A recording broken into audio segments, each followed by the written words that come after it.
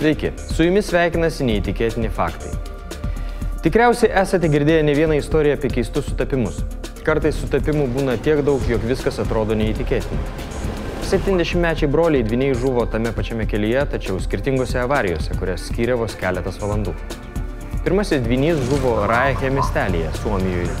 Jį važiuojantį dviračiu partrenkė sunkvežimis. Po keletos valandų brolis dvynys taip pat važiavo dviračiu tuo pačiu keliu. Jį taip pat partrenkė sunkvežimis. Brolių dvynių žuvimo vietą skyrė vos 1,5 kilometro. Policija teigia, jog tai yra paprasčiausias sutapimas, nors nelaimės šiame kelyje įvyksta retai.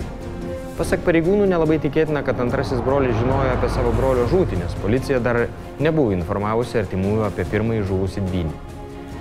Dauguma dvynių, o ypač identiškų, sieja ypatingas netgi mistinių vadinamas ryšys. Teigiama, jog identiški dvyniai netgi jaučia vienas kito skausmą ar nerimą. Tačiau dvynių žūtis per itin trumpą laiko tarpą yra labai retos. Ačiū žiūrėjusiems. Visas neįtikėtini faktai laidas galite rasti internetinėje televizijoje Be Tabu TV.